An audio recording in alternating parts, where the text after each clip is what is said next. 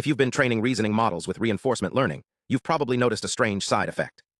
As models get better at math and code, their reasoning traces get longer. Way longer. And not because they're thinking more clearly, but because they're hedging, backtracking, and padding their output. Why? Because current RL methods like GRPO only reward the final answer. The chain of thought itself is completely invisible to the trainer. This creates what researchers call the length pathology. On hard problems, the model learns that generating more tokens is the cheapest way to increase its expected reward. Each restart, each case split, each let me reconsider is just another lottery ticket for the right answer. The result? Accuracy climbs slowly, while trace length inflates by an order of magnitude. The model produces more reasoning per problem, without producing better reasoning per token. The obvious fix would be to grade the reasoning step by step. But that requires process labels which don't exist, or a trained process reward model, which is expensive, brittle, and unverifiable. So we've been stuck grading only the outcome. What if the missing grader isn't a separate model or a human labeler, but a rival? Enter Agon. The core idea is beautifully simple. Train two models to compete against each other on the same problems. One drafts a solution. The other reads it and tries to solve it better. They alternate roles every training step. Because both are optimized, each faces a progressively stronger opponent. And crucially, the reasoning trace gets graded implicitly. If a step leads to a win, it's reinforced. If it's filler that the opponent exploits, it's punished. No process labels. No external reward model. Just head-to-head RL. Let's get under the hood.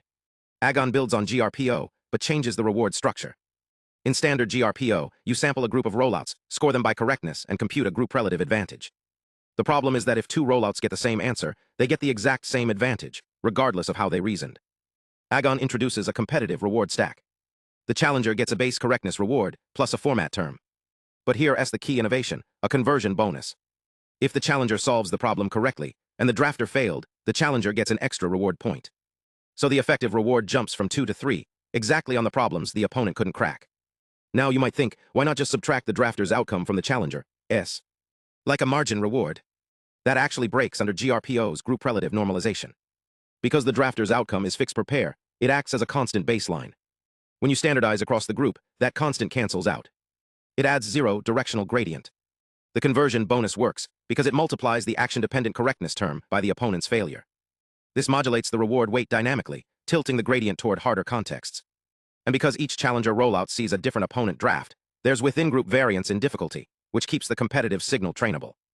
If you hide the draft and just score against a fixed opponent, the bonus normalizes away, and the model collapses back to vanilla GRPO.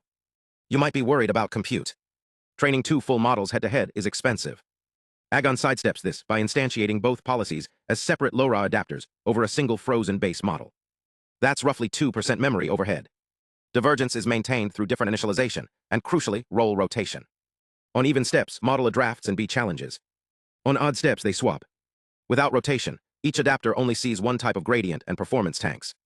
With rotation, both learn to solve from scratch and to verify and outperform a peer. At inference, the pair deploys exactly as it trains. A two-stage cascade where one drafts, the other reads the summary and answers. We deliberately withhold the final answer from the challenger to prevent copying, but the worked solution summary carries enough distilled reasoning to exploit. The results are striking. On the hard split of deep math with Qwen 3, Agon doubles GRPO's pass-at-1 accuracy. It also dramatically shortens reasoning traces. Why? Because when a challenger has a candidate solution in context, it doesn't need to explore randomly. It can pinpoint a sign error, rederive the step, and stop. The trace shrinks by nearly half compared to untrained multi-agent baselines. Ablations confirm the design choices. Information exchange alone boosts accuracy. Adding competition pushes it further. And a shared opponent variant, where the draft is hidden from the challenger, collapses back to vanilla GRPO, proving that within-group variance in opponent context is mathematically required for the competitive term to contribute. This isn't just a math trick.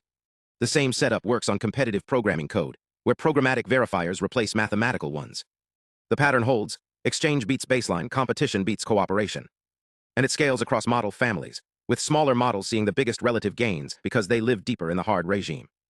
In fact, a pair of 0.6 billion parameter adapters trained with Agon outperforms a single 4 billion parameter model running vanilla GRPO.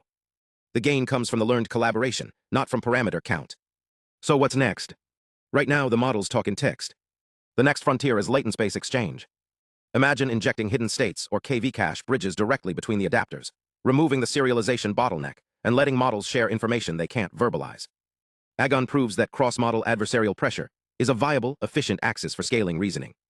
It turns the unscored chain of thought into a competitive arena, and in doing so, pushes both models past the plateau where self-grading always gets stuck.